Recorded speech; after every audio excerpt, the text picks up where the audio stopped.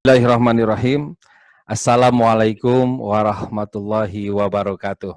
Waalaikumsalam warahmatullahi wabarakatuh. Alhamdulillahirabbil alamin wa bihi nasta'in ala umuri dunya waddin wassalatu wassalamu ala asrofil anbiya'i wal mursalin wa ala alihi wa sahbihi ajma'in.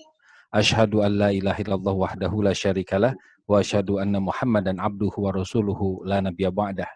Banyak yang melihat, sedikit yang mendengar, banyak yang mendengar, sedikit yang memperhatikan, banyak yang memperhatikan, sedikit yang mengerti, banyak yang mengerti, sedikit yang mengamalkan, banyak yang mengamalkan, sedikit yang ikhlas, banyak yang ikhlas, sedikit yang tetap ikhlas ketika kesulitan, ujian, cobaan menimpa kehidupannya. Semoga walaupun hari ini kita tengah diuji dengan berbagai macam cobaan yang Allah hadirkan untuk menguatkan dan untuk menyadarkan kita semua, mudah-mudahan kita semua tetap dalam keadaan istiqomah ikhlas. Amin ya rabbal alamin. Segala puji bagi Allah yang telah mempertemukan kita hari ini di Zoom hari ini. Mudah-mudahan Allah juga izinkan kita bertemu di surga nanti. Amin. Shalawat dan salam semoga tetap tercurahkan kepada junjungan kita Nabi Muhammad Sallallahu Alaihi Wasallam beserta keluarganya, sahabatnya, pengikutnya hingga akhir zaman. Semoga kita termasuk yang bisa istiqomah mengikuti langkah-langkah yang beliau anjurkan. Amin ya rabbal alamin. Baik Bapak, Ibu, dan para asatid ya, khususnya ini kepada Pak Syarif yang telah memfasilitasi acara ini, mengundang saya, Ustadz Budiarto sebagai host ya berarti di sini ya, dan Bapak Ibu sekalian. Hari ini insya Allah saya akan menyampaikan materi tentang 3 langkah berdamai dengan keadaan. Seperti biasa saya akan menghadirkan PowerPoint ya. Langkah berdamai dengan keadaan. Oke. Bapak Ibu sekalian, mana yang sering terjadi dalam kehidupan kita? Lapang dada dulu baru masalah selesai, atau selesai dulu masalah, baru berlapang dada? Biasanya sih yang kedua, Pak. Biasanya yang kedua ya. Sama saya juga kan, yang kedua. Tapi ternyata konsep yang diajarkan oleh Allah melalui Rasulnya, ya, yaitu kita ala bizikrillah tatmainul qulub. Hanya dengan ingat Allah hati jadi tenang. Harusnya ketenangan dan kelapangan hati itu ketika kita ingat Allah, bukan ketika masalah selesai. Nabi Musa sudah memahami hal itu, maka Nabi Musa berdoa kepada Allah, Rabbis rohli sodri wa yassirli amri. Ya Allah, lapangkanlah dadaku untukku dan selesaikanlah urusanku untukku. Jadi lapang dada dulu baru masalah selesai. Sebagian dari kita selesai dulu masalah baru berlapang dada. Nah, orang-orang yang imannya kuat, yang takwanya kuat, yang serah diri kepada Allahnya kuat, dia lapang dada.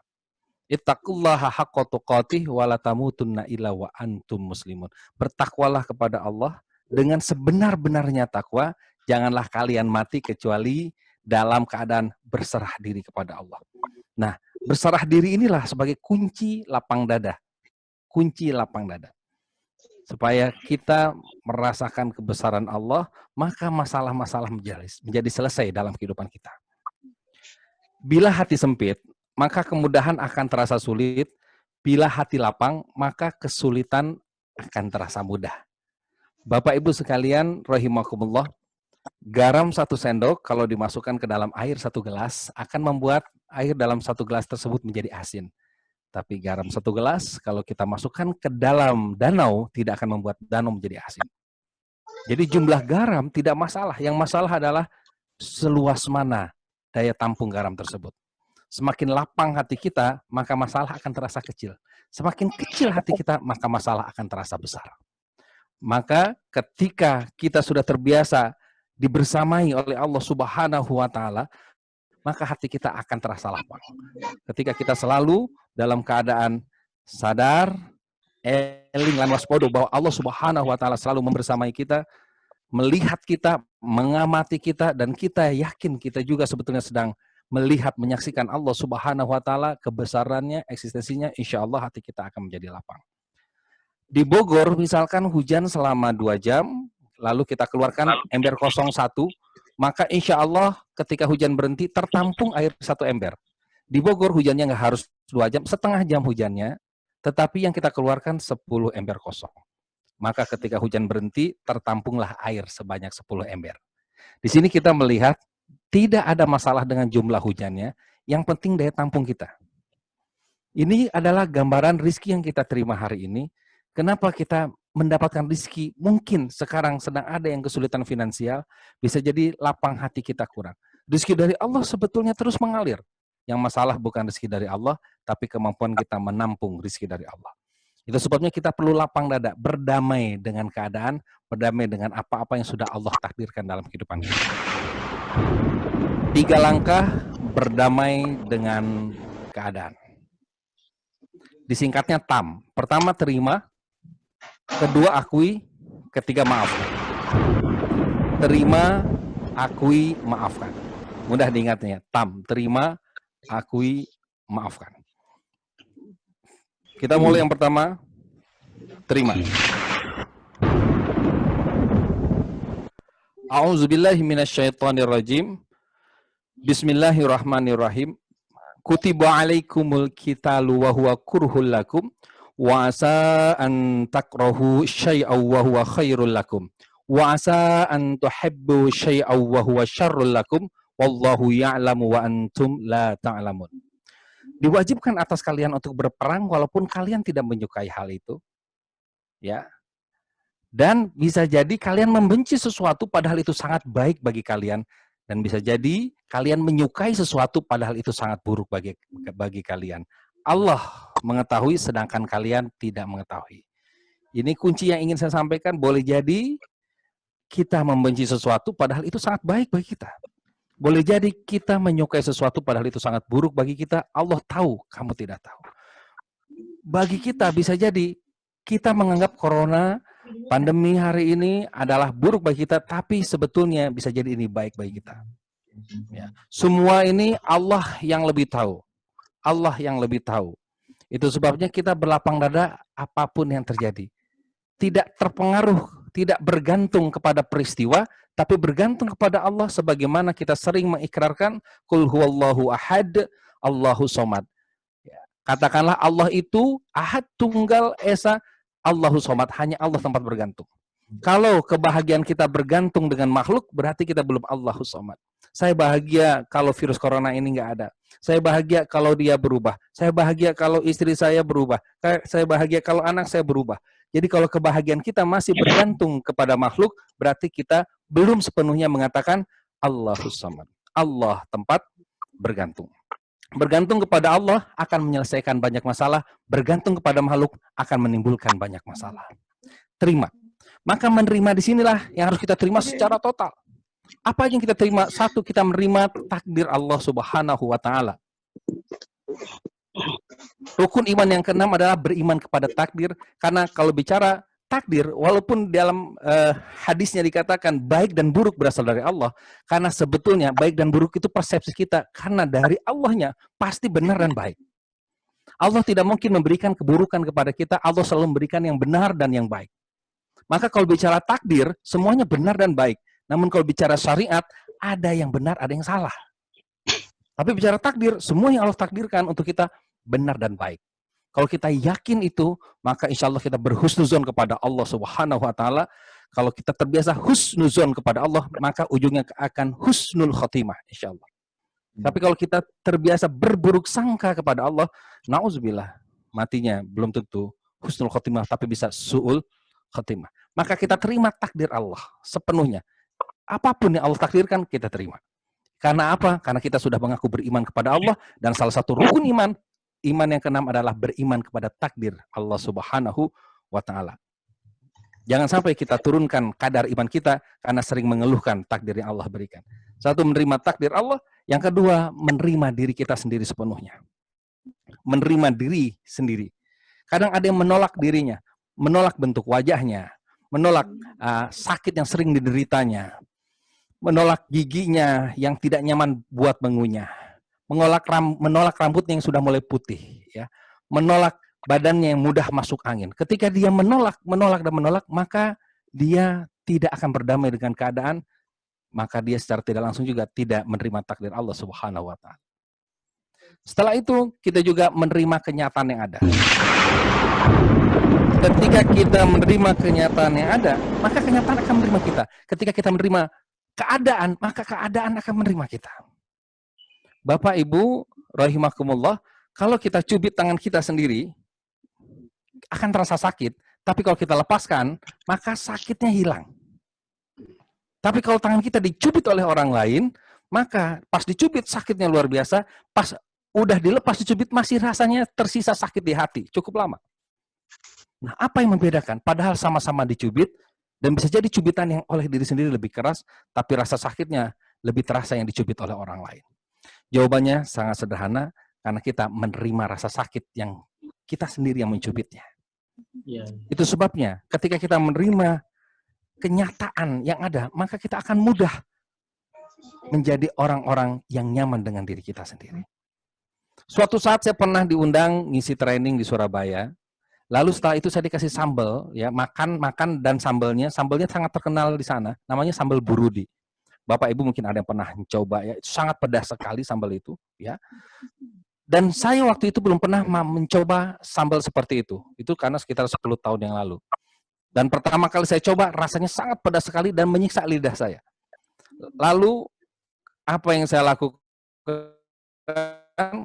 Ya, saya lihat keadaan, ternyata orang-orang sana pada semangat dan bilang, ayo Kang, ini sambalnya terkenal di sini. Oh iya, oke. Saya coba, saya mulai terima rasa pedasnya. Akhirnya Pak, lama-lama doyan Bapak Ibu sekalian.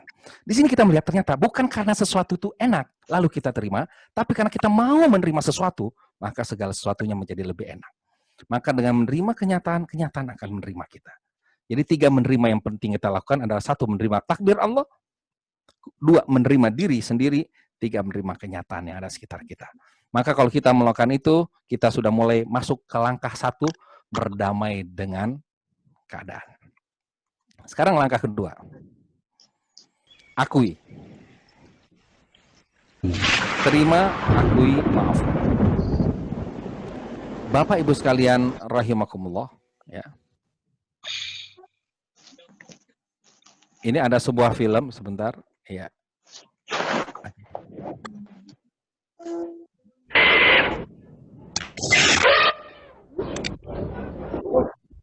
Hey, don't move.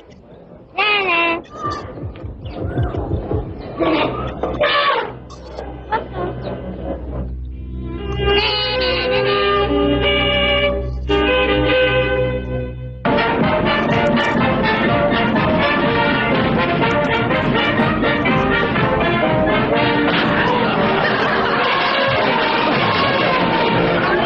Maka akui saja, karena semua pasti seimbang dan diseimbangkannya. Artinya apa? Jangan lagi menyalahkan makhluk, apalagi menyalahkan. Semua yang terjadi dalam kehidupan kita, kalau itu baik, berasal dari Allah. Kalau itu buruk, itu karena perbuatan diri kita sendiri. Ya, saya akan ulang. Apapun yang terjadi dalam kehidupan kita, kalau itu baik, itu pasti berasal dari Allah. Kalau itu buruk, itu karena perbuatan diri kita sendiri. Seperti orang tadi, ya, ini sebuah gambaran kenapa dia sampai ditampar oleh belalai gajah, karena dia dulu pernah jahil sama gajah yang itu. Dan gajah ternyata, ya, punya binatang yang ingatannya sangat kuat. Itu gajah, ya. Bisa sampai 20 tahun dia ingat apa yang pernah dilakukan oleh orang lain atasnya. Nabi Yunus alaihissalam melakukan sebuah proses pengakuan agar Nabi Yunus bisa keluar dari proses lockdown ikan paus. Ketika Nabi Yunus di lockdown di perut ikan paus, Nabi Yunus tidak menyalahkan siapapun saat itu.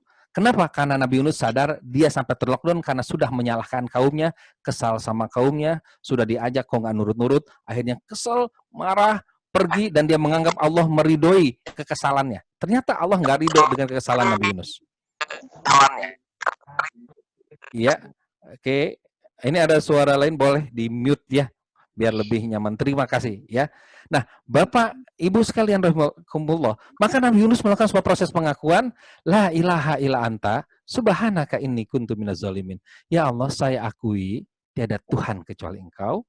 Saya akui yang suci cuma Engkau. Saya akui yang zalim diri saya. Jadi ketika Nabi Yunus berhenti menyalahkan orang lain, berhenti menyalahkan Allah, maka masalah berhenti mendatanginya. Jadi kalau hari ini masalah kita nggak selesai-selesai, urusan kita kok nggak beres-beres, bisa jadi karena kita belum selesai menyalahkan orang lain. Masih menganggap orang lain yang membuat kita hari ini susah, membuat diri kita ini sial, membuat diri kita ini nggak nyaman. Maka bagi Bapak Ibu yang merasa jiwanya terpenjara oleh keadaan, oleh kenyataan, oleh takdir, ya, maka berserah diri sama Allah, karena Allah hendak melihat, senang melihat hambanya yang mengakui, yang berserah diri. La ilaha illa anta subhanaka inni kuntu minaz zalimin. Kalau kita hari ini di lockdown di rumah, masih bisa ngobrol sama istri, bisa ngobrol sama suami, bisa ngobrol sama anak-anak. Tapi Nabi Yunus alaihissalam di lockdown di dalam perut ikan paus, nggak bisa ngobrol sama siapa-siapa, kecuali kepada Allah subhanahu wa ta'ala. Makan susah, minum susah, napas susah. Nabi Yunus betul-betul terlockdown, dihimpit dalam 3 kegelapan, gelap dalam perut ikan, gelap di dalam lautan, gelap di tengah malam. Maka Nabi Yunus dalam himpitan 3 kegelapan tersebut bisa keluar, diselamatkan oleh Allah. Kenapa? Karena hanya bergantung kepada Allah. Allahus Samad dengan ucapan la ilaha illa anta subhanaka inni kuntu minaz zalimin. Tidak ada Tuhan kecuali Engkau ya Allah, maha suci Engkau, yang zalim sungguh adalah diriku sendiri. Maka ketika kita mau melakukan sebuah proses menerima lalu mengakui, maka di situ Allah sangat suka kepada kita. Bapak Ibu sekalian, setiap kita akan diuji dengan apa-apa yang pernah kita sangat cintai, banggakan, sebab Allah tidak suka disekutukan. Dan setiap kita juga akan diuji dengan sesuatu yang sangat kita benci, sebab Allah tidak suka diragukan keadilannya. Kenapa kita bisa membanggakan makhluk lebih bangga kepada Allah? Allah akan tegur kita. Tidak sedikit orang tua yang waktu kecil membangga-banggakan anaknya, setelah anak yang dewasa ternyata mengecewakan hatinya. Dan tidak sedikit kita benci kepada seseorang, ternyata orang itu yang kelak akan membantu kita. Maka jangan kita ragukan keadilan Allah dan jangan kita sekutukan Allah. Allah akan menguji atas apa-apa yang kita katakan. Bahkan sampai ada ya, ini siapa pesan dari orang tua saya dari orang tua saya lagi, nah begitu. Ya, dari orang tua saya begitu ya. Jadi pesannya, seseorang itu tidak akan mati sebelum dia melakukan apa yang dibencinya. Ya, sampai segitunya ya. Artinya jangan terlalu benci. Netral-netral aja. Kenapa? Karena semua takdir Allah pasti benar dan baik. Ya, tapi itu salah. Ya, salah secara syariat, betul kan? Tapi takdir Allah benar dan baik. Bukan Allah yang salah. Yang salah adalah diri kita sendiri. Sebagaimana disampaikan di surat An-Nisa ayat 79. A'udzubillahi minasyaitonirrajim. Ma asobaka min hasanatin faminallah. Wa ma asobaka min sayyi'atin famin nafsik wa arsalnaka linnasi rasula wa kafa billahi syahida. Apa saja kebaikan, nikmat yang kamu peroleh adalah dari Allah. Dan apa saja musibah, bencana yang menimpamu, maka itu dari kesalahan dirimu sendiri. Kami mengutusmu menjadi rasul kepada segenap manusia dan cukuplah Allah menjadi saksi. Jadi mari sama-sama kita akui kalau ada rasa orang-orang yang kira-kira membuat kita kesal, kita akui ini salah kita. Jangan bermental korban, tapi bertanggung jawablah atas semua peristiwa yang hadir dalam kehidupan kita. Jadi kesulitan hadir sebagai apa? Sebagai ujian untuk menguatkan kita dan sebagai peringatan untuk menyadarkan kita. Dan juga sebagai pembersihan, karena apa? Tiada seorang mukmin ditimpa rasa sakit, kelelahan, kepayahan, diserang penyakit atau kesedihan, kesusahan, sampai pun duri yang menusuk tubuhnya, kecuali dengan itu Allah menghapus dosa-dosanya. Daripada kita dihapus dosa-dosa kita di akhirat, lebih baik dihapus di dunia. Kalau di akhirat dihapusnya namanya di neraka. Dibersihkan dosa-dosa kita di neraka. Tapi kalau di dunia dibersihkan melalui berbagai kesulitan-kesulitan yang membuat kita kuat dan sadar. Maka bagi orang yang bertakwa, semua kesulitan adalah cara dari Allah agar ia semakin berserah diri. Ittaqullah qatuqati wala tamutunna illa wa antum muslimin. Bertakwalah kepada Allah dengan sebenar-benarnya takwa dan janganlah kalian mati kecuali dalam keadaan berserah diri. Dan yang ketiga, terima, akui, maafkan. Bapak Ibu, ini ada sedikit anekdot ya.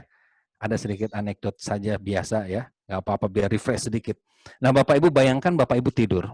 Jangan tidur betulan ya. Bayangkan aja Bapak Ibu tidur. Lalu ada yang jahil, masukin sedikit tai kucing ke dalam hidung Bapak Ibu sekalian. Namanya tai kucing walaupun sedikit ekstrim. Ya. Lalu Bapak Ibu bangun. Ya Allah, kamar bau tai kucing. Bapak Ibu langsung nyalahin kamar. Padahal tai kucingnya nempel di hidung. Masuk toilet. Toilet bau tai kucing ya.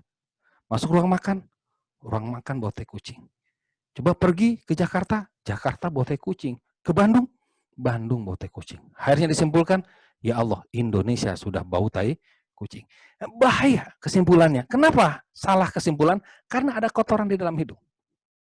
Bapak Ibu, ini sebuah gambaran. Kalau kotoran di hidung semua akan terasa bau. Kotoran di mata semua akan terasa buram. Kotoran di telinga semua nggak akan terdengar dengan baik.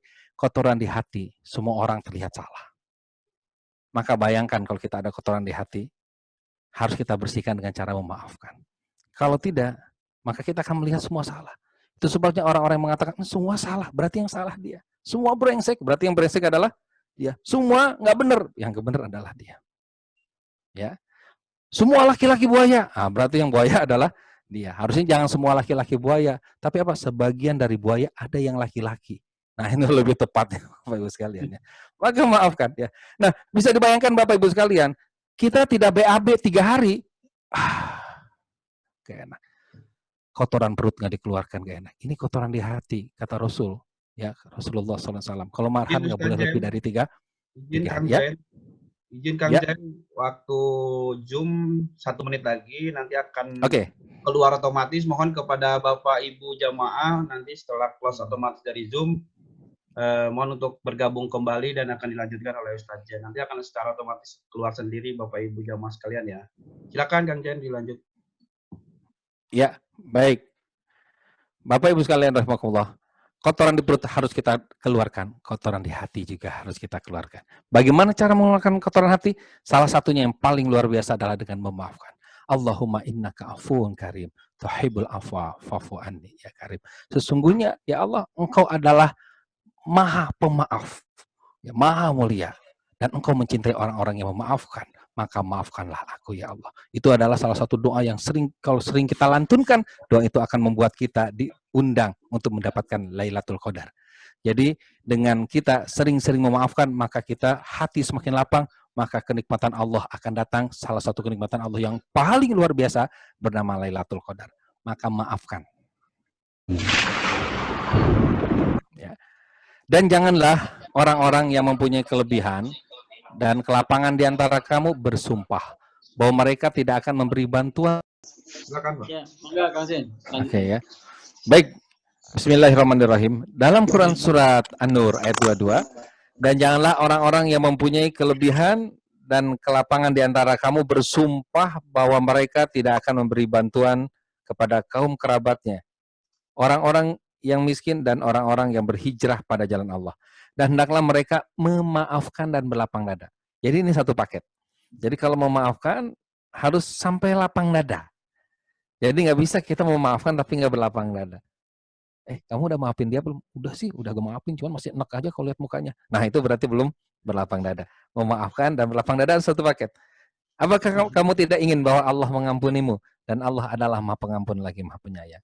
Jadi kita kalau ingin mendapatkan ampunan dari Allah, kita harus ngampunin orang lain. Nah itu gambarnya. Kalau kita ingin dimaafin sama Allah, kita harus maafin orang lain. Kecuali kita nggak punya niat ingin diampunkan oleh Allah, ingin dimaafkan oleh Allah, maka tidak perlu memaafkan orang lain. Tapi saya yakin kita semua ingin mendapatkan ampunan, maghfirah, dan kemaafan dari Allah Subhanahu wa Ta'ala. Ya. Jadilah engkau pemaaf dan suruhlah orang mengerjakan yang ma'ruf serta berpalinglah daripada orang-orang yang bodoh. Ya. Ini terjemahan maksud jadilah engkau pemaaf adalah sambunglah kembali silaturahim kepada orang yang telah memutuskannya atasmu. Ya, yang dimaksud dengan suruhlah orang mengerjakan yang ma'ruf, berilah orang yang telah menolakmu dan berpaling dari orang yang bodoh adalah maafkanlah orang-orang yang telah berbuat zalim kepadamu. Ini penjelasan dari ayat di atas bagaimana kita menjadi pemaaf, ya, menyuruh orang berbuat yang ma'ruf dan berpaling daripada orang-orang yang bodoh. Barang siapa diuji lalu bersabar, diberi lalu bersyukur, dizalimi lalu memaafkan, dan menzalimi lalu beristighfar, maka bagi mereka keselamatan dan mereka tergolong orang-orang yang memperoleh hidayah. Dari ayat ini kita melihat Bapak Ibu sekalian, ketika kita menzalimi, tugas kita bukan meminta maaf kepada orang yang kita zalimi. Yang terpenting adalah tugas kita meminta maaf kepada Allah yang sudah menciptakan orang itu. Namanya istighfar. Jadi memang luar biasa. Ayat Quran, hadis, di sini hadis, di ayat Quran juga sama. Di ayat Quran tidak ada satu teks pun yang saya temui sampai sekarang, kecuali Bapak Ibu Anda pernah baca sebuah perintah dari Allah untuk minta maaf kepada manusia. Tidak ada perintah minta maaf kepada manusia, tetapi banyak perintah memaafkan manusia. Artinya apa? Memaafkan itu wajib. Minta maaf itu pilihan tergantung situasi dan kondisi. Ada saatnya kita ketika berbuat salah sama seorang tidak harus minta maaf, karena kalau minta maaf malah jadi masalah. Contoh, misalkan saya sama istri ngomongin tetangga, ya, saya sama istri ngomongin tetangga, terus istighfar, ya Allah, ini ngomongin tetangga dosa. Besok paginya saya datang ke tetangga, maaf ya, tadi malam saya ngomongin kalian. Nah, ini kan malah jadi masalah. Tidak semua kesalahan sama seseorang kita minta maaf. Kita lihat situasi dan kondisinya. Tapi wajib beristighfar. Itu sebabnya pernah ada yang bertanya, Kang Zen, gimana saya sudah minta maaf sama orang itu, tapi orang itu tidak memaafkan saya. Maka jawabannya sederhana. Maafkanlah orang-orang yang tidak mau memaafkanmu. Maafkanlah orang-orang yang tidak mau memaafkanmu. Karena tugas kita memaafkan. Ya, maka ini sebagai slide terakhir, ya, bagi Bapak Ibu yang hari ini punya rasa sakit, kecewa, maka lakukan proses tam. Ya Allah, walaupun titiknya diisi, kecewa sama apa? Walaupun corona nggak selesai-selesai, pandemi nggak selesai, walaupun dia menyakiti aku, walaupun penghasilanku berkurang, walaupun begini, walaupun begitu, aku terima takdirmu. Terima dulu. Aku terima diriku apa adanya. Aku terima kenyataan ini. Aku akui ini salahku. Aku akui aku ini lemah tanpamu. Aku maafkan diriku. Aku maafkan dia. Maafkanlah dia, maka maafkanlah aku. Sesungguhnya engkau adalah Afuwun Ghafur. Masya Allah, tabarakallah. Demikian apa yang bisa saya sampaikan. Saya kembalikan kepada Ustadz Budi. Mohon maaf lahir batin. Assalamualaikum warahmatullahi wabarakatuh. Yang ingin saya tanyakan gini, Ustadz. Ya. Jadi kan Ustadz bicara masalah lapang dada, ada istilah tam, terima aja, akui, memaafkan. Ya. Itu rasanya itu hanya teori, Ustadz. Tapi kenyataannya agak sulit kita terima. Ini sama juga dengan kita pasrah dengan nasib, ya Ustadz ya. Karena apa yang kita rasakan sekarang ini, kalau itu keadilan itu kita terima dari per orang, mungkin kita bisa kembalikan pada Allah, kita bisa maafkan. Tapi ini yang kita terima ini suatu keadaan di mana ada kezaliman di sini. Misalkan ada yang di PHK, kita harus dirumahkan, sehingga kita tidak bisa keluar, sementara kita harus cari nafkah, menghidupi keluarga. Yang tadinya janji-janji segala macam itu tidak kita terima, rasanya sulit untuk menghadapi kehidupan ini. Gimana Ustadz langkah-langkah untuk kita menghadapi cukup dengan pasrah yang seperti Ustadz katakan itu. Terima kasih Ustadz sementara itu. Iya.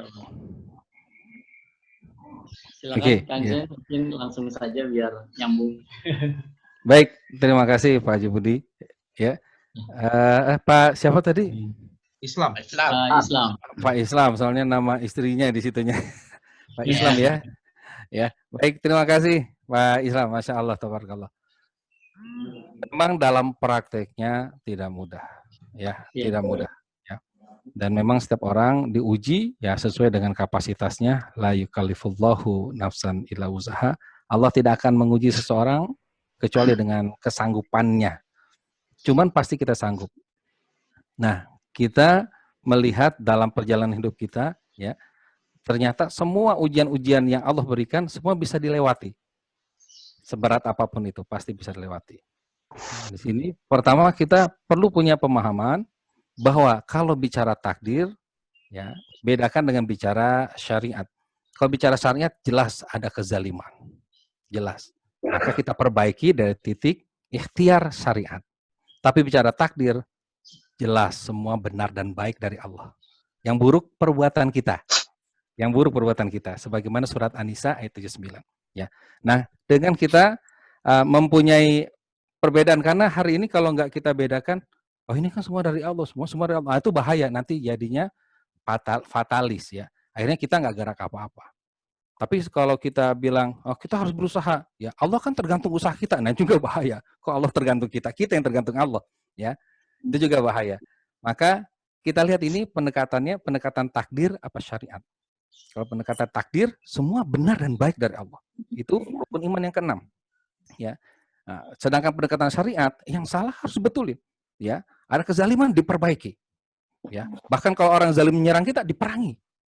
Ya memang begitu, ya. Dan ketika kita berperang, inilah takdir dari Allah. Maka ayat yang tadi surat Al-Baqarah ayat 216, ya. Walaupun kamu benci perang, kan gitu, tentang perang. Diwajibkan atas kalian untuk berperang. Ya, walaupun sebagian kalian tidak menyukainya. Karena boleh jadi kalian membenci sesuatu padahal itu sangat baik bagi kalian, dan kalian menyukai sesuatu padahal itu sangat buruk bagi kalian. Allah tahu, kalian tidak mengetahui.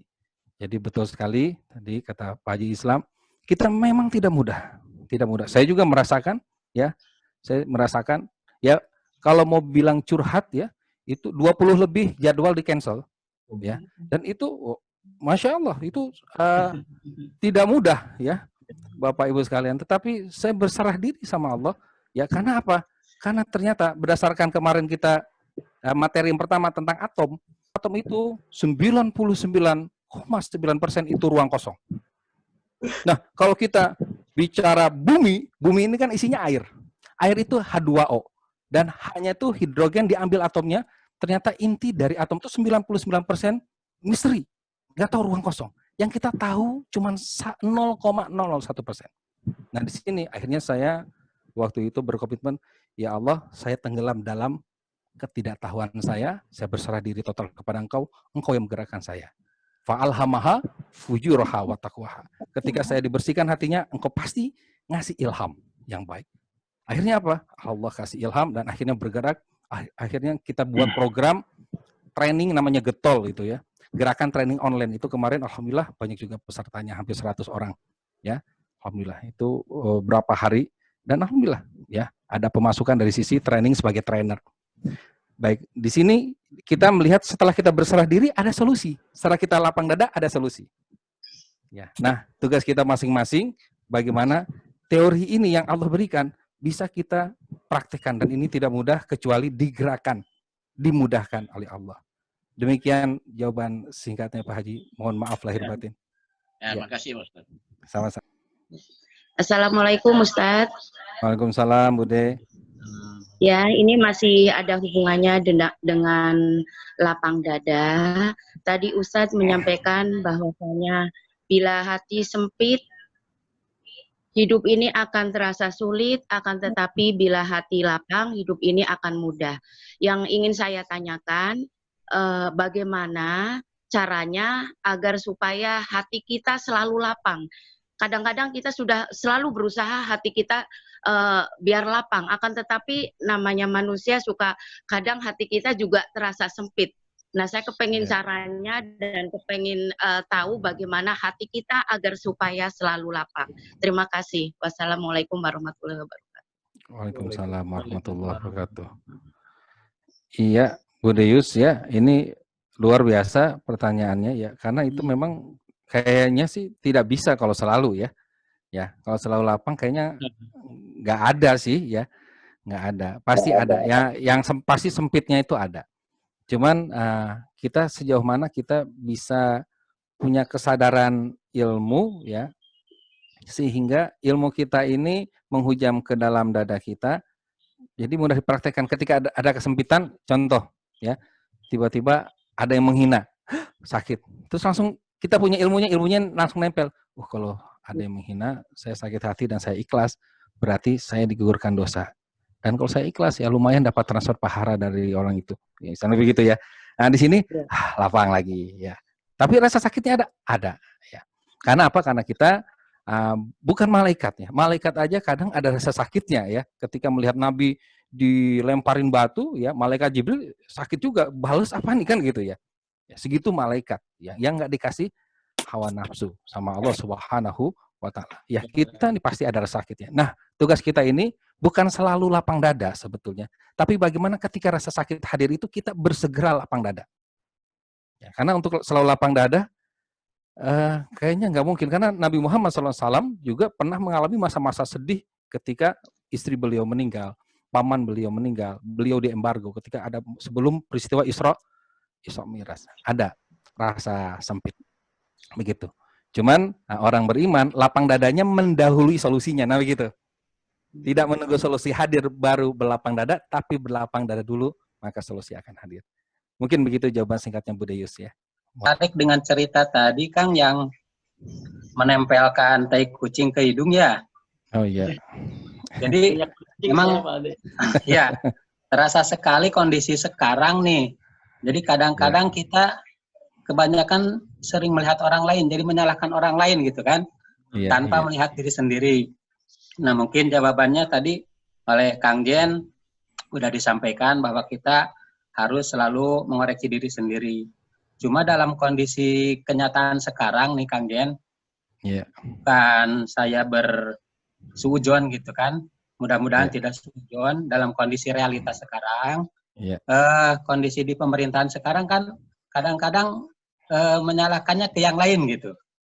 Cuma saya punya keinginan bagaimana ikhtiar kita supaya kita mengingatkan sesama pimpinan kita gitu kan, walaupun sekecil apapun gitu, karena kita menginginkan kondisi Indonesia ini lebih baik gitu. Walaupun kita sebagai rakyat kecil ingin kondisi ini sangat baik gitu kan. Cuma melihat realitas sekarang sepertinya berlepas tangan dan saling menyalahkan gitu kan. Nah, ikhtiar kita yang terkecil kira-kira seperti apa nih Kang Punten? Terima kasih. Ya, oke ya. Baik, Bapak Ibu sekalian rahimakumullah ya. Pertama, senjata orang beriman adalah doa ya. Nah, doa ini bukan cuman ya, tapi senjata orang beriman. Kadang ada orang mencumankan doa. Maaf ya, saya cuma bisa kirim doa ya, nggak bisa datang. Nah, itu kesannya doa itu cuman ya. Padahal doa itu sangat dahsyat ya. Ketika apa? Ketika kita berdoanya dengan lapang dada. Bagaimana kalau kita mengingatkan pimpinan dan lain sebagainya? Lakukan dengan cara yang baik dan dengan lapang dada, itu penting.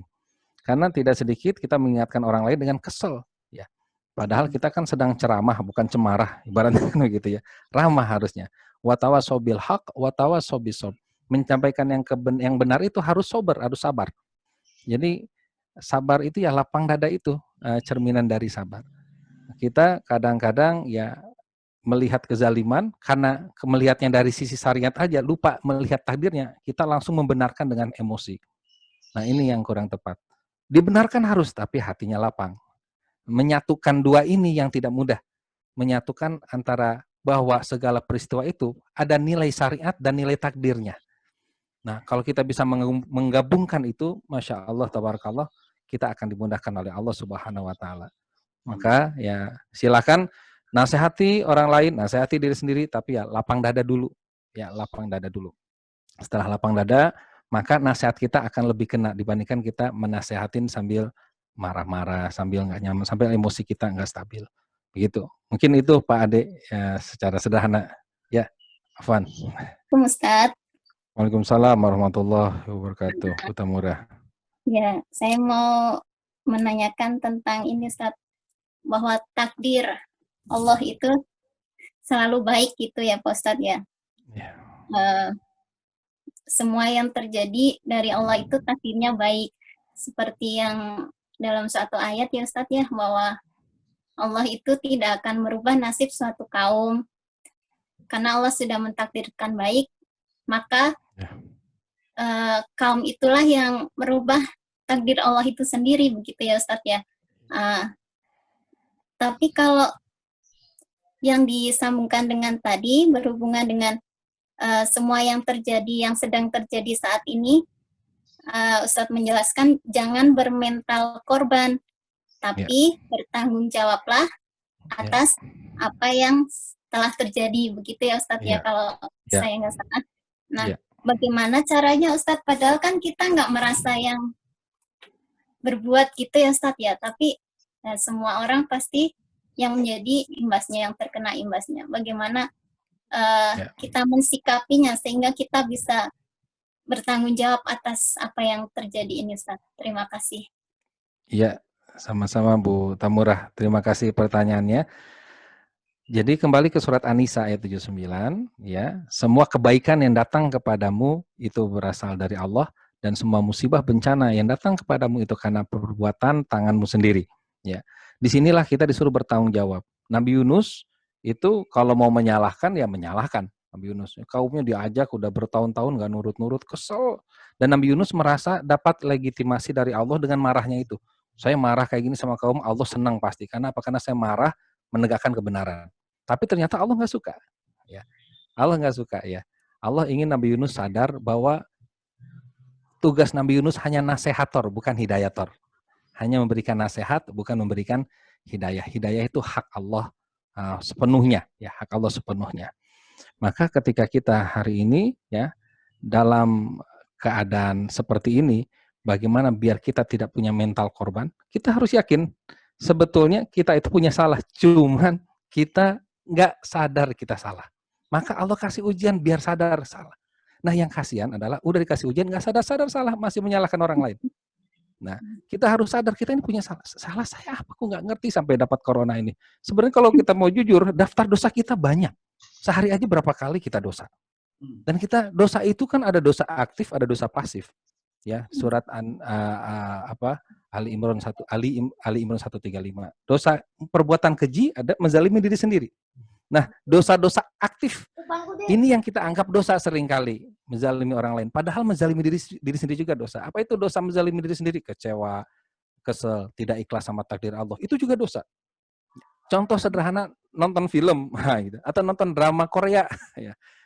Ya, nonton drama Korea kan dosa aktifnya juga ada tuh, lihat yang cantik-cantik, yang ganteng-ganteng tuh dosa aktifnya. Dosa pasifnya apa? Pas sedang seru-serunya bersambung, kita kesel. Ya, bersambung. Nah, itu kesel itu juga dosa. Ya, ketika kita tidak segera memaafkan. Nah, banyak dosa-dosa pasif yang sudah kita lakukan yang belum kita memaafkan. Banyak dosa aktif yang juga mungkin sudah kita lakukan belum kita istighfar. Ya. Sebetulnya dosa kita banyak, cuman kita nggak sadar. Maka Allah kasih kejadian besar supaya sadarnya itu rame-rame. Ya, sadarnya rame. Kalau bulan Ramadan ini kalau udah pada sadar, insya Allah saya punya keyakinan yang sangat tinggi kalau semua orang sadar, Allah angkat wabah ini. Amin. Tapi kalau orang masih sibuk saling menyalahkan, ya wallahu alam apa yang terjadi. Cuman mudah-mudahan mayoritas yang sadar lebih banyak daripada yang tidak sadar. Kalau yang sadar lebih banyak, insya Allah Allah akan angkat wabah ini. Kesimpulannya adalah 3 langkah itu adalah terima, menerima takdir Allah, menerima diri sendiri sepenuhnya, menerima kenyataan yang ada. Kemudian yang kedua adalah akui saja, baik pasti dari Allah dan buruk itu pasti dari diri kita sendiri. Yang ketiga, M, yaitu maafkan untuk membersihkan kotoran di hati. Itu ya, ya. Kemudian satu lagi adalah kesulitan itu adalah ujian yang akan menguatkan diri kita. Dan kesulitan itu adalah peringatan yang akan menyadarkan diri kita. Itu kata kunci yang dari Kang Zen sampaikan tadi. Kemudian selanjutnya mungkin doa penutup, baru nanti kuis. Ya Pak Sarif ya? Silakan Pak Budi.